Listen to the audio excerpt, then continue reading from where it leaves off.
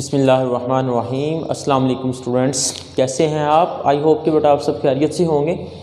तो आज जो है वो हम अपना लेक्चर नंबर 4 स्टार्ट करने जा रहे हैं क्लास 9th का।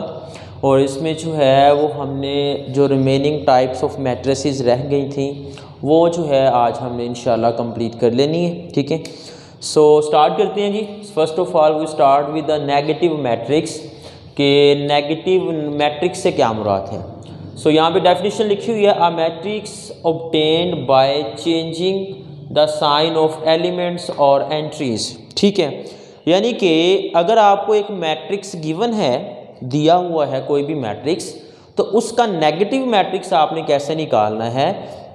जस्ट आपने उस मैट्रिक्स के अंदर जितने भी एलिमेंट्स होंगे या एंट्रीज होंगी उनके साइन चेंज कर देने हैं। ठीक है, यानी कि अगर कोई पॉजिटिव एंट्री है तो वो नेगेटिव हो जाएगी और अगर कोई नेगेटिव एंट्री है तो वो आपकी पॉजिटिव हो जाएगी। ठीक है, तो फिर जो नया मैट्रिक्स बनेगा वो आपका पहले मैट्रिक्स का नेगेटिव मैट्रिक्स कहलाएगा। फॉर एग्जांपल जैसे देखिए यहाँ पे बेटा आपको नेगेटिव मैट्रिक्स को हमने ऐसे नेगेटिव ए के साथ शो करना है। अब ए मैट्रिक्स आपको दिया हुआ था 1 2 -3 4 -6 एंड 9। ठीक है, अब इसका आपने नेगेटिव मैट्रिक्स निकालना है, तो इसके नेगेटिव मैट्रिक्स को आपने इस तरह से -a से शो कर देना है। और आपने करना क्या है, अंदर जस्ट जो एलिमेंट्स आपको गिवन है उनके साइन चेंज कर देने हैं। अब 1 पॉजिटिव का था, ये नेगेटिव का हो गया। 2 पॉजिटिव था, ये नेगेटिव हो गया। 3 नेगेटिव था, ये क्या हो गया, पॉजिटिव। 4 पॉजिटिव था, ये नेगेटिव हो गया। 6 नेगेटिव था, ये पॉजिटिव हो गया। और 9 पॉजिटिव था, ये आपके पास नेगेटिव हो गया। तो अब ये जो नया मैट्रिक्स आ गया है आपके पास, it is called your negative matrix. किसका? ये जो मैट्रिक्स ए आपको दिया हुआ था इसका ये नेगेटिव मैट्रिक्स है। ठीक है बेटा, ओके। उसके बाद सिमेट्रिक मैट्रिक्स की डेफिनेशन देखें। A matrix is called symmetric if it is equal to its transpose. अगर किसी मैट्रिक्स का हम ट्रांसपोज लें तो वो उसी मैट्रिक्स के बराबर आ जाए जो कि हमें दिया हुआ है, तो फिर ऐसे मैट्रिक्स को हम बोलते हैं सिमेट्रिक मैट्रिक्स। यानी कि किसी मैट्रिक्स का ट्रांसपोज लें तो वो उसी मैट्रिक्स के बराबर आ जाए जिसका हम ट्रांसपोज ले रहे हैं, यानी कि अपने ओरिजिनल मैट्रिक्स के इक्वल आ जाए, तो उसको हम सिमेट्रिक मैट्रिक्स बोलते हैं। फॉर एग्जाम्पल आपको ये मैट्रिक्स दिया हुआ था, ए इज इक्वल टू 1 2 3 2 -1 4 3 4 0। देखिए ज़रा मैं इसका ट्रांसपोज लेता हूँ।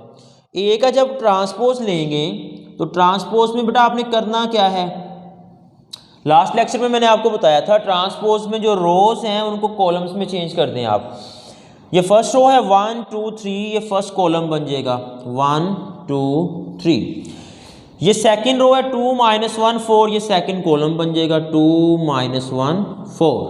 और ये थर्ड रो है 3 4 0, ये थर्ड कॉलम बन जाएगा 3 4 0। अब देखिए जब आपने ट्रांसपोज लिया तो ये वाला और ये वाला दोनों मैट्रिक्स जो हैं वो आपस में बराबर हैं। वही मैट्रिक्स है, नीचे देख लें आप बेशक, ये भी 1 2 3 2 -1 4 3 4 0 है।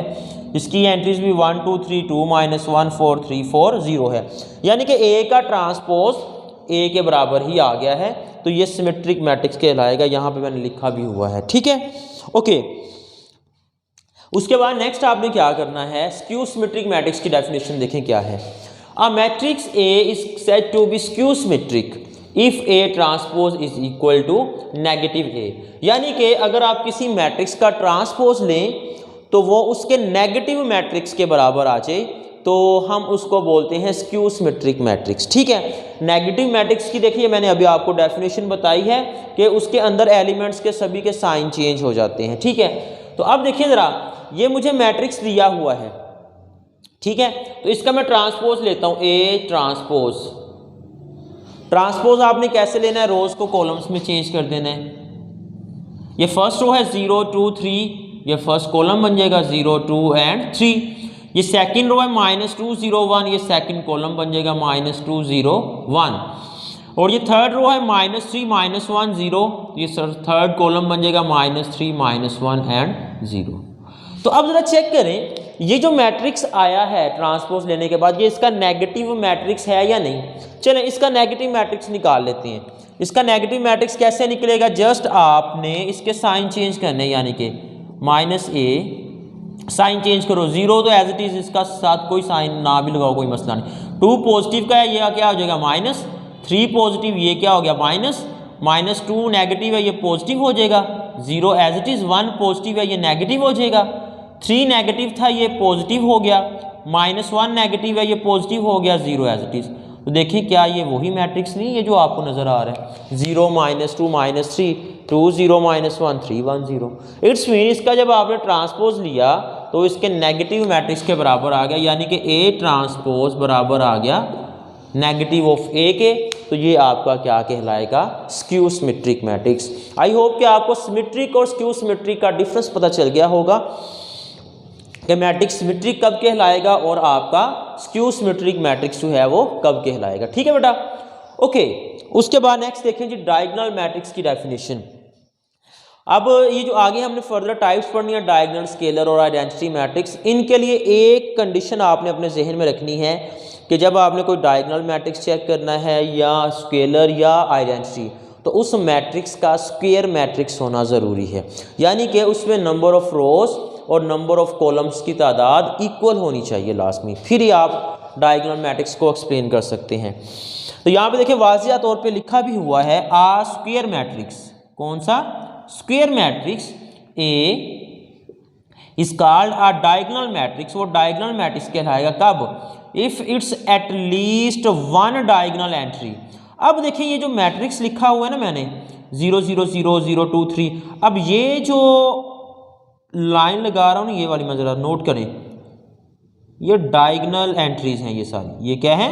Diagonal entries. ऐसे इसी तरह से ये भी डायगोनल एंट्रीज बनती हैं, ठीक है, ये वाली ऐसे। लेकिन यहां पे एक होता है प्रिंसिपल डायगोनल और एक होता है सेकेंडरी डायगोनल। हम यहाँ पे प्रिंसिपल डायगोनल की बात करते हैं। तो ये जो आपका डायगोनल है 0 2 3, ये आपका प्रिंसिपल जो है वो डायगोनल है, ठीक है। कौन सा? प्रिंसिपल डायगोनल, ठीक है। तो इसको आपने चेक करना है, दूसरे डायगोनल को नहीं। तो वो क्या कह रहे हैं कि इफ एट लीस्ट कम से कम डायगोनल जो एलिमेंट्स हैं उनमें कम से कम एक एलिमेंट नॉन जीरो होना चाहिए, यानी कि नॉन जीरो का मतलब है कि वो 2 3 या -2 -5 कोई नंबर हो सकता है, और बाकी तमाम एंट्रीज जो हैं उसकी जो नॉन डायगोनल एंट्रीज हैं वो सारी की सारी क्या होनी चाहिए? जीरो होनी चाहिए। तो ऐसे मैट्रिक्स को क्या बोला जाता है? Diagonal matrix.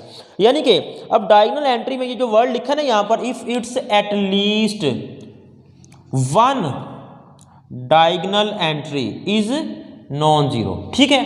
One diagonal entry जो है वो नॉन जीरो होनी चाहिए। इसका मतलब ये है कि 1 नॉन जीरो हो, 2 भी हो सकती हैं, 3 भी नॉन जीरो हो सकती है, यानी सारे का सारा डायगोनल भी नॉन जीरो हो सकता है, ठीक है। लेकिन कम से कम एक तो ज़रूर होनी चाहिए, एलिमेंट जो है एक लाजमी नॉन जीरो होना चाहिए। तो फिर हम उसको क्या बोलते हैं? डायगोनल मैट्रिक्स बोलते हैं, ठीक है। जैसे नीचे भी एग्जांपल लिखी हुई है, इसमें ज़रा देखें, डायगोनल में चेक करें, एक एलिमेंट आपको नज़र आ रहा है ना कि नॉन जीरो है, ये 2, बाकी नॉन डायगोनल एंट्री सारी जीरो हैं। और इसमें एग्जाम्पल में देखें आप, इसमें दोनों नॉन जीरो हैं, कोई प्रॉब्लम नहीं है, लेकिन जो नॉन डायगोनल एंट्रीज हैं वो सारी आपके पास क्या होनी चाहिए? जीरो होनी चाहिए। तो ऐसे मैट्रिक्स को क्या बोला जाता है? डायगोनल मैट्रिक्स, ठीक है। तो ये डायगोनल मैट्रिक्स की डेफिनेशन होगी आपकी, ठीक है बेटा। उसके बाद देखें नेक्स्ट स्केलर मैट्रिक्स क्या है। अब इसकी डेफिनेशन बहुत आसान, कहता है कि एक डायगोनल मैट्रिक्स और diagonal matrix is called a scalar matrix कब? अगर उसकी तमाम डायगोनल एंट्रीज जो हैं वो एक जैसी हों और उसके अलावा बाकी तमाम जो रिमेनिंग नॉन डायगोनल एंट्रीज हैं वो क्या हो? आपकी जीरो, ठीक है। अब देखिए यहाँ पर a diagonal matrix is called a scalar matrix if it's all diagonal entries are same, same mean एक जैसी हो, एंड नॉन जीरो, और वो नॉन जीरो भी होनी चाहिए डायगोनल एंट्रीज, और उसके अलावा तमाम एंट्रीज क्या होनी चाहिए? जीरो। अब देखें जैसे ये ए मैट्रिक्स है, इसमें देखें जो डायगोनल एंट्रीज हैं वो एक जैसी हैं, 2 2 नजर आ रही है आपको। इसमें देखिए, इसमें भी डायगोनल एंट्रीज एक जैसी हैं सारी, 3 3, ठीक है बेटा। तो डायगोनल एंट्री सेम होनी चाहिए स्केलर मैट्रिक्स में, ठीक है। तो फिर वो स्केलर मैट्रिक्स कहलाएगा, ओके। उसके बाद आइडेंटिटी मैट्रिक्स और यूनिट मैट्रिक्स, ये दोनों नाम है इसके। आइडेंटिटी मैट्रिक्स भी बोला जाता है या फिर यूनिट मैट्रिक्स बोलते हैं। So a diagonal matrix is called an identity और unit matrix if it's all diagonal entries are 1। यानी कि कोई भी डायगोनल मैट्रिक्स यूनिट मैट्रिक्स कहलाएगा कब? अगर उसकी तमाम डायगोनल एंट्रीज क्या हो? 1 हो। ठीक है, यानी कि ये देखिए, ये इसकी जो डायगोनल एंट्रीज हैं वो क्या आ रही हैं आपके पास? 1। सिमिलरली ये डायगोनल एंट्रीज हैं, ये भी आपके पास क्या आ रही हैं? 1, तीनों ही। तो इट्स मीन ये वाले जो मैट्रिक्स हैं ये आपके क्या कहलाएंगे? आइडेंटिटी और यूनिट मैट्रिक्स। और आइडेंटिटी और यूनिट मैट्रिक्स को आप आई से जाहिर करेंगे हमेशा, ठीक है, कैपिटल आई के साथ। तो ये बेटा आपके पास जो है वो डेफिनेशंस थी जो रिमेनिंग। अब यहाँ पे आपके पास टाइप्स ऑफ मैट्रिसेस ख़त्म हो गए हैं, ठीक है। इसके बाद जो है नेक्स्ट एक्सरसाइज नंबर 1.2 और 3 में इंशाल्लाह हम इनसे रिलेटेड क्वेश्चन करेंगे। आपने ये डेफिनेशन अच्छी तरह से याद करनी है, ठीक है, क्योंकि आगे जितने भी क्वेश्चन है वो इन्हीं से रिलेटेड है। वो उसमें पूछेगा आपसे कि आपके पास जो है वो बताएं कौन सा आइडेंटिटी मैट्रिक्स है, कौन सा स्केलर है, कौन सा डायगोनल है, या रो मैट्रिक्स, रेक्टेंगुलर और स्क्वायर मैट्रिक्स कौन सा है। तो वो आपको अगर डेफिनेशन याद होंगी अच्छी तरह से तो फिर ही जो है आप इजीली बता सकते हैं। आई होप कि आपको जो है वो आज का लेक्चर समझ आ गया होगा। अगर फिर भी इसमें कोई प्रॉब्लम हो तो आप बेटा कमेंट बॉक्स में कमेंट कर दें ताकि आपको जो है वो इसका सोल्यूशन दे दिया जाए। Thank you very much.